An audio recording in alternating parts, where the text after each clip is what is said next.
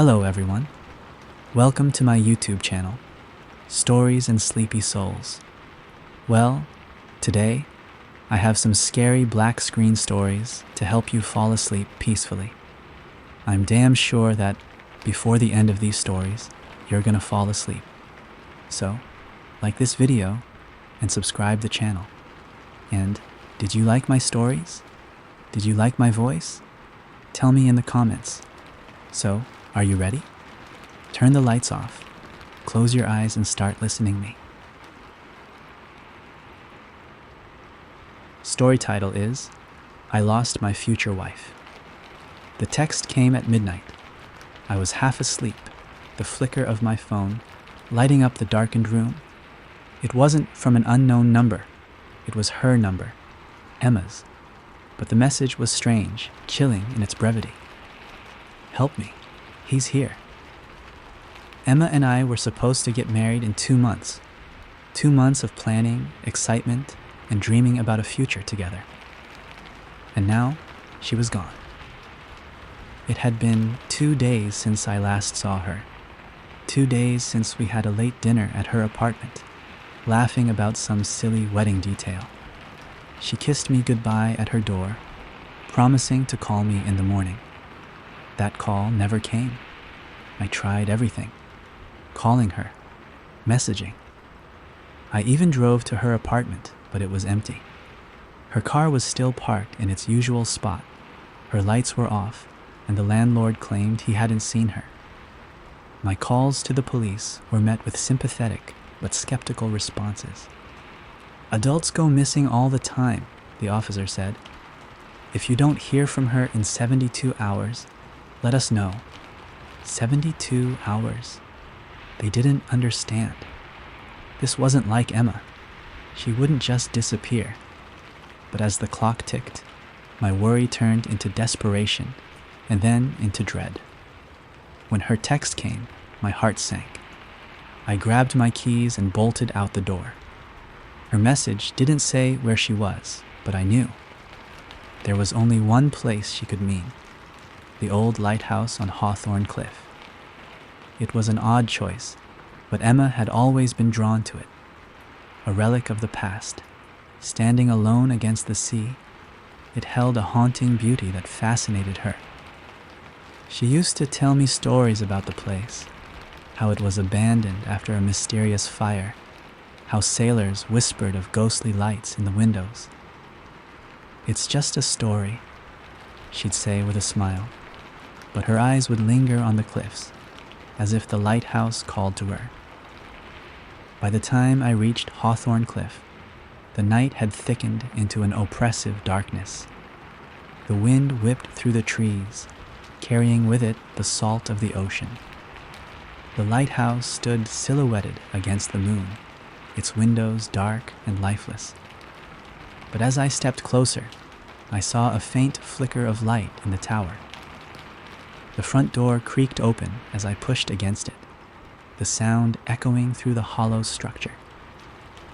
My flashlight cut through the dust-filled air, illuminating walls scarred by time and fire. The air was heavy, damp with a scent of mildew and sea spray. Emma? My voice barely carried over the wind, rattling the broken glass panes. I stepped cautiously through the first floor. It was empty, the remnants of old furniture lying in heaps of decay.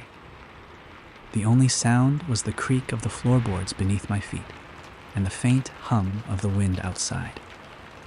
Then I heard it, a soft, melodic hum. It was faint, almost drowned by the wind, but unmistakable. Emma's voice. It was coming from above. I climbed the spiral staircase, each step groaning under my weight. The higher I went, the louder her voice became, though it wasn't quite right. It sounded distorted, like a record playing at the wrong speed. The staircase ended at the door to the lantern room. I hesitated, my hand on the doorknob. Every instinct screamed at me to turn back, to leave this cursed place. But then I heard her voice again, clear and pleading. Help me. The door creaked open to reveal the lantern room bathed in an eerie glow. Emma stood in the center, her back to me. Her hair was wild, whipping around as if caught in a storm that I couldn't feel. Around her, symbols were etched into the floor, glowing faintly with a pulsating light. Emma! I rushed toward her, but the moment I stepped into the circle, a force slammed into me, sending me sprawling to the ground. The air grew thick, pressing against my chest, and the temperature plummeted. Emma turned to face me, and my blood ran cold. Her eyes were wide, unblinking, and filled with terror. But it wasn't just her fear that froze me. It was the figure standing behind her. It was a man, or at least it had the shape of one. Tall and gaunt, its skin was pale and stretched tightly over its bones. Its eyes were empty voids, and its mouth twisted into a grotesque smile. It rested a skeletal hand on Emma's shoulder, holding her in place. "She's mine now," the thing said, its voice a chorus of whispers. "Let her go!" I shouted, scrambling to my feet. The figure tilted its head, as if amused. "You don't understand. She called me. She belongs to me." Emma's lips moved, forming words I couldn't hear. Tears streamed down her face, and her body trembled. "What do you want?" I demanded. The thing's smile widened. "A trade. I don't remember agreeing. I don't remember the words it spoke or the symbols that flared to life around me. All I remember is the blinding pain, the sensation of something tearing free from my body. When I woke, the lighthouse was empty. The symbols were gone, the light extinguished. I stumbled outside, the morning sun blinding me. Emma's car was parked at the edge of the cliff, her silhouette visible in the driver's seat. Relief flooded me as I ran to her. She was alive. But when she looked at me, her eyes were hollow, her expression blank. She didn't recognize me. "Emma?" I whispered. She drove away without a word, leaving me alone on the cliff. I've tried to reach her since then, but it's like she never existed. Her apartment is empty, her phone disconnected. Even our photos together have vanished, as if she was erased from my life. The only proof I have is the scar on my chest, a reminder of what I gave up to save her. Every night, I return to the lighthouse, hoping to find her again. But the tower remains dark, its secrets hidden in the shadows. And every night, I hear her voice, calling to me from somewhere beyond. Help me.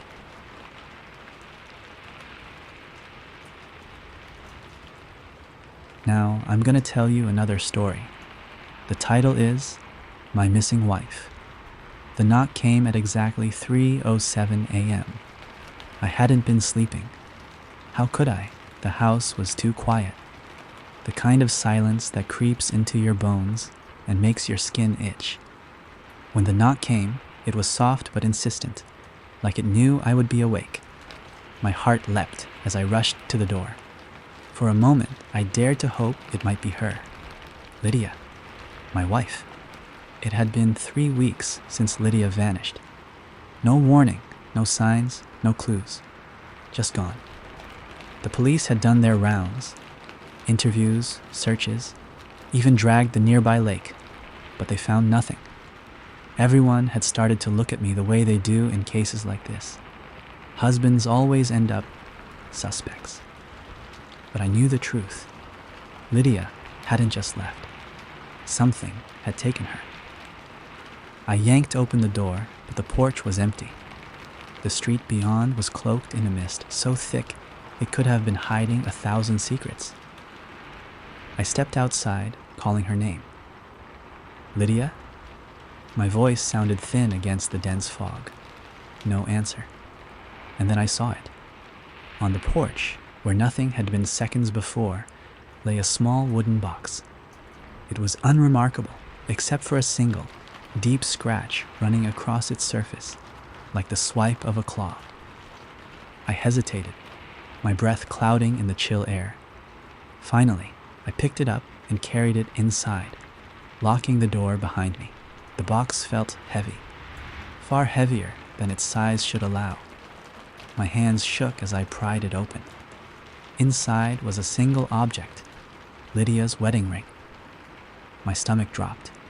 She never took it off, not even when she washed dishes or worked in the garden. Seeing it there, cold and lifeless, sent a shiver through me.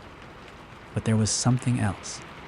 A folded piece of paper, yellowed and brittle, lay beneath the ring. I unfolded it with trembling hands. Come to where the shadows breathe. No signature, no explanation. But I knew where it meant. It had to be the old estate outside town, the one everyone avoided, Blackwood Manor. By the time I reached Blackwood Manor, the fog had thickened to a suffocating veil. The mansion loomed ahead, its broken windows and sagging roof silhouetted against the faint glow of the moon. It was a place of whispered legends and unspeakable stories. People said it was cursed, that it swallowed those who ventured too close. The iron gate groaned as I pushed it open, the sound echoing into the stillness. My flashlight barely cut through the fog as I made my way up the overgrown path. The air felt heavy, charged, as if the night itself was watching me. The front door was ajar. My instincts screamed to turn back, but the thought of Lydia's ring spurred me on. Inside, the house was colder than the night outside. Dust coated every surface, and the air was thick with decay. My footsteps echoed unnaturally, as if the house had too many ears. "Lydia," I called out, my voice breaking. "Are you here?" A faint creak answered me from somewhere upstairs. I followed it, every step of the staircase groaning beneath my weight. The upper hallway was lined with doors, each one slightly ajar. My flashlight flickered as I moved past them, revealing glimpses of empty rooms, broken furniture, and shadows that didn't belong. One door at the end of the hall was closed. Unlike the others, it was pristine, as if untouched by time. I reached for the handle, hesitating as a sudden wave of nausea washed over me. The air seemed to hum, a low vibration that made my teeth ache. With a deep breath, I pushed the door open. The room was empty, except for a single chair in the center. On the chair sat a porcelain doll, its face cracked and its eyes wrong. They seemed too real, as if they could blink at any moment. And in its lap lay another note, folded neatly. I didn't want to touch it, but I couldn't stop myself. The message was shorter this time. "She's waiting below." The basement. Of course. Every nerve in my body screamed to leave, but I couldn't. Not without her. I found the basement door at the end of the hall. It was old, the wood warped and splintered. The doorknob turned too easily, as if it wanted me to come in. The stairs descended into darkness so complete it felt alive. My flashlight flickered again and died. Cursing, I pulled out my phone, its weak light barely illuminating the steps ahead. The air grew colder with each step, and the smell of damp earth and rot filled my lungs. At the bottom, the basement stretched out into a cavernous space far larger than the house above. Strange symbols were etched into the walls, glowing faintly. In the center of the room stood a circle of candles, their flames unnaturally steady. And in the center of the circle, Lydia. She was standing perfectly still, her back to me. Her hair, her figure, everything was exactly as I remembered. Relief flooded me, and I ran to her. "Lydia!" I reached out, but the moment my hand touched her shoulder, she turned. It wasn't her face. The thing staring back at me wore Lydia's skin, but its eyes were empty voids, blacker than the darkest night. Its mouth twisted into a smile that didn't belong on any human face. "You shouldn't have come," it said, its voice layered with 1,000 whispers. I stumbled back, my mind reeling. The thing stepped out of the circle, its movements jerky, unnatural. The symbols on the walls flared brighter, casting the room in a sickly green glow. "Where is she?" I demanded, my voice shaking. "What did you do to her?" It tilted its head, as if amused. "She's here. She's everywhere." The walls seemed to pulse, the symbols shifting and writhing. Shadows poured from them, coalescing into shapes that slithered and crawled. I backed away, but there was nowhere to go. The thing wearing Lydia's face advanced, its smile widening. "You came for answers," it said. "But the truth is a prison. And now, you're trapped." The last thing I remember was the darkness swallowing me whole.